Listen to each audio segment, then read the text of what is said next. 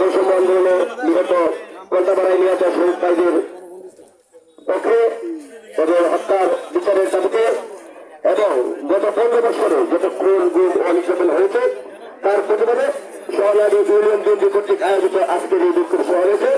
সভাপতিত্ব করছেন এডি আবুল সিদ্দিক ডাক্তার, সভাপতি 5 নং শহরাদি ইউনিয়ন বিএনপি একটি প্রধানমন্ত্রী হিসেবে উপস্থিত আছেন ময়মনসিংহ উত্তর জেলা বিএনপির সংগ্রামী সদস্য সাবেক যুগ্ম আহ্বায়ক ময়মনসিংহ উত্তর জেলা বিএনপি বীরভূম জেলা পরিষদের সাবেক সফল চেয়ারম্যান আমার অভিভাবক আহমেদ সাহেবুর রহমান হুরমদান সহ ইউনিয়ন বিএনপির সকল নেতৃবৃন্দকে আমি জানাই ময়মনসিংহ উত্তর জেলা যুবদলের পক্ষ থেকে সংগ্রামী অভিনন্দন ও শুভেচ্ছা।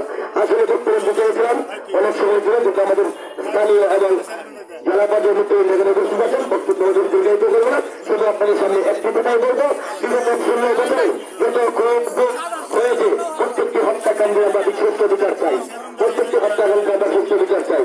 আর যারা উন্নয়নের নামে লুটপাট করেছেন তাদেরকে আমরা আইনের আওতায় সর্বোচ্চ শাস্তি দেওয়ার জন্য দাবি জানাচ্ছি। এর বিরুদ্ধে যারা বিএনপি, যুবদল, ছাত্রদল, স্বেচ্ছাসেবক দল সহ প্রত্যেকটি নেতাকর্মীকে রাজপথে সুন্দরভাবে অবস্থান নেওয়ার জন্য জানাচ্ছি। কারণ তারা এখনো এই বিচক্ষণ মহল এখনো পায়তারা করতেছে একটি গণ্ডগোল করার জন্য, দেশে একটি বিশৃঙ্খলা সৃষ্টি করার জন্য। আপনারা দেখেছেন কখনো তারা আনসারে বসে আসে, কখনো রিক্সাওয়ালার বসে আসে, তারা যেভাবে আসতে পারে। আমরা তাদেরকে বাংলাদেশ থেকে তাড়িয়ে দিইনি, তাদের স্বইচ্ছায় তাদের প্রধানমন্ত্রী 16 বছর অনুযায়ী ক্ষমতা দখল করে 1 মিনিট জন্য কিছু না বলে সবাইকে গোপনে দেশ ছেড়ে পালিয়ে গেছেন। আর তার ছেলেপেলারা তার প্রতাপ্তারা এই বাংলাদেশে চাকরি করে বসে আছেন। একজন স্বাস্থ্যের বসে বসে তারা স্বাস্থ্যলীগের আলাপ করে।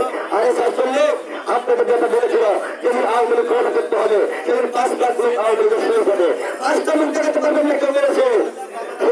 উদ্দেশ্য করে বলছি, আপনারা যারা বিশৃঙ্খলা সৃষ্টি করতে চান আপনাদের উদ্দেশ্য করে বলছি, অনেক হয়েছে, অনেক করেছেন, গুম গুম হত্যা নির্যাতন সাধারণ মানুষের উপর স্টিমুলার চালিয়েছেন। আর এইসব হবে না, কারণ একটি নতুন বাংলাদেশ আমরা চাই। সেই নতুন বাংলাদেশ করতে হলে কি করতে হবে? অন্তর্বর্তীকালীন সরকারকে একটি রাজনৈতিক দলের হাতে ক্ষমতা দিয়ে একটি সুন্দর সুস্থ নির্বাচন দিয়ে তাদেরকে বিদায় নিতে হবে। আর এই নির্বাচনের পরিবেশ আপনি আমাদেরকে তৈরি করতে হবে। তার সবগুলো স্বাভাবিক তৈরি করেন, একটি নির্বাচনের পরিবেশ হোক। আমরা চাই অন্তর্বর্তীকালীন সরকার একটি সুন্দর এবং সুস্থ জনগণের ভোট যাতে প্রয়োগ করতে পারে এমন একটি সুস্থ নির্বাচন দিয়ে উনি ক্ষমতা থেকে চলে যাবেন। আমরা চাই, আহ্বান করছি সরকারের প্রধান ডক্টর ফিরোজ সাহেবের কাছে।